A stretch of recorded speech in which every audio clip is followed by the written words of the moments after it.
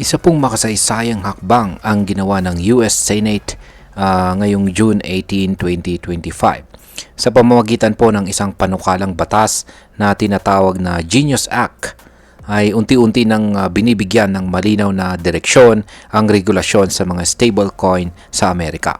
Pero hindi lang basta stablecoin ang naapektuhan nito.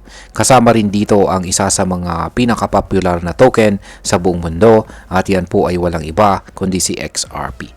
Kaya sa video na ito ay pag-uusapan po natin kung paano po naging game changer ang Genius Act para kay RLUSD at kay XRP.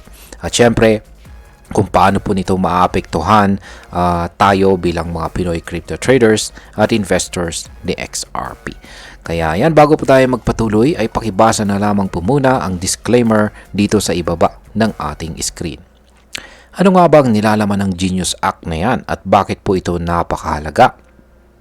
Ayan, ang Genius Act ay isa po itong panukalang batas na layuning magbigay ng malinaw at konkretong regulasyon sa mga stablecoin. Ito ay pinasa po sa Senado ng Amerika kung saan ay meron pong 68 na senators ang bumoto pabor. Yan, pabor dito at 30 naman ang tumutol. Sa kabila ng pagkakaiba sa opinyon, napagkasunduan ng parehong partido na ito ay isang mahalagang hakbang para po sa proteksyon ng mga investors. Isa po sa mga pinaka-importanting probisyon ng batas ay ang pag-require sa mga issuer ng stablecoin na magkaroon po ng transparent na reserve holdings. Magsagawa ng regular na audits at tiyaking sumusunod sila sa mga batas laban po sa money laundering.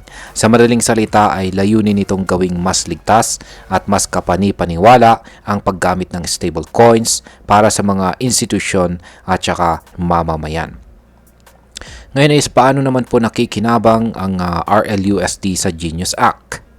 Ayon po sa isang kilalang commentator na si Smoke, si RLUSD, ang stablecoin na inisyu ni Ripple, ay pasado sa lahat ng requirements ng Genius Act.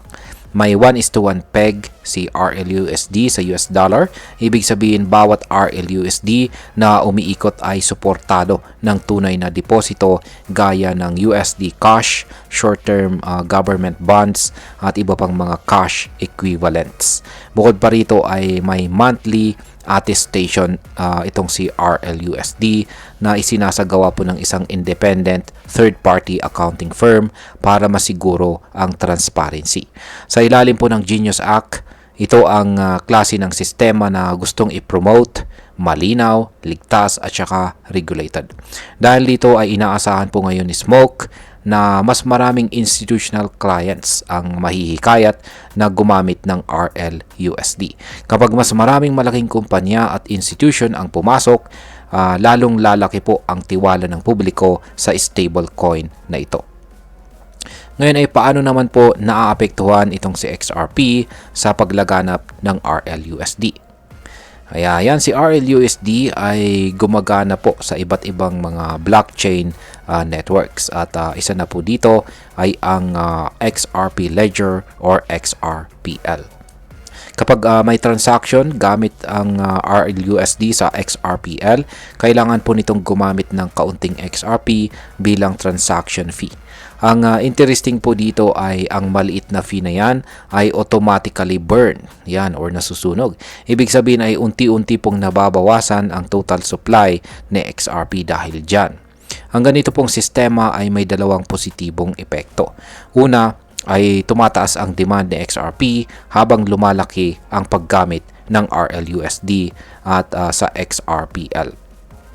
Ayan. Pangalawa ay bumababa po ang supply ni XRP sa market. Kaya may posibilidad po na tumaas ang kanyang presyo sa hinaharap. Kung tuloy-tuloy po ang institutional adoption ni RLUSD, asahan nating makikinabang ng gusto itong si XRP. Lalo na't ginagamit siya sa background ng bawat stablecoin transaction. Ngayon ay bakit ginagawang mas malakas yan ng Genius Act itong si XRP bilang utility token? Ayon po kay Smoke, ayan, kahit hindi stablecoin itong si XRP, Ang paggamit po sa kanya bilang bahagi ng RLUSD ecosystem ay nagbibigay po ng lakas sa posisyon niya bilang isang regulated utility token.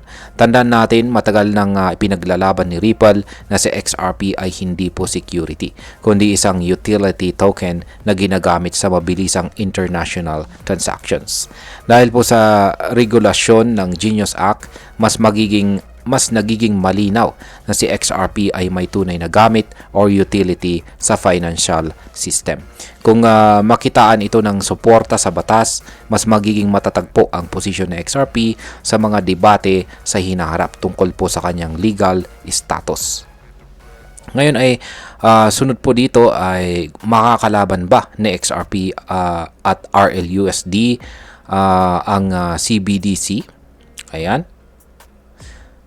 Isa pang punto ni Smoke dito ay ang posibilidad na makipagsabayan si XRP at RLUSD sa mga CBDC or Central Bank Digital Currencies. Sa ilalim po ng Genius Act, may sapat na regulasyong kayang tumapat sa mga digital currency na hawak mismo ng gobyerno.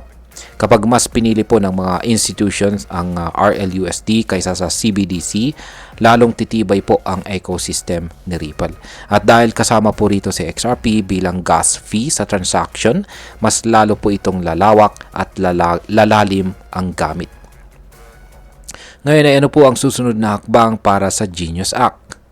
Bagamat aprobado na ito sa Senado, kailangan pa rin itong maipasa sa US House of Representatives at kapag naaprubahan po dito, saka pa lamang po ito pipirmahan ng Presidente ng Amerika para maging ganap na batas. Kaya habang hindi pa ito final, mataas po ang kumpiyansa ng marami na ito ay magiging turning point para sa regulated crypto adoption at isa po si XRP sa pinakamakikinabang dito. Ayan. Ngayon ay pag-usapan na po natin ang posibleng epekto nito para sa atin bilang mga Pinoy crypto traders at investors ni XRP. Ayan mga crypto, ang regulasyon po sa ibang bansa tulad ng US ay meron po itong domino effect sa buong crypto market. Kapag tuluyan pong na-regulate itong sa RLUSD at si XRP bilang utility token, tataas ang tiwala ng international market, pati na rin ang local traders at investors dito sa Pilipinas. Posibleng tumaas po ang presyo ng XRP kapag dumami ang mga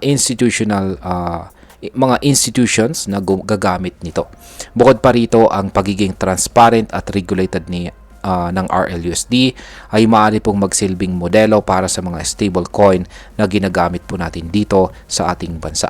Para po sa mga Pinoy na matagal nang naghahawak or nagho-hold ng XRP, maaring ito na ang hinihintay na development para sa mas matagalang pag-angat ni XRP. Para naman po sa mga bago pa lamang dito, magandang obserbahan po natin kung paano po ito maglalaro sa market sa mga susunod na buwan.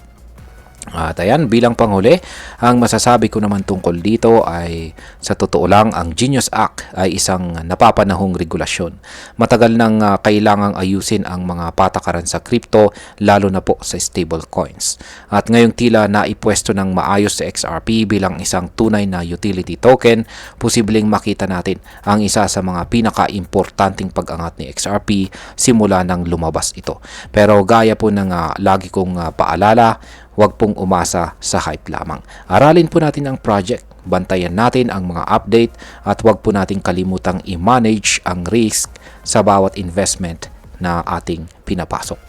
At ayan, hanggang dito na lamang po tayo sa video na ito mga ka-crypto. Marami pong salamat sa panonood. Ingat po tayo lagi at God bless po sa ating lahat.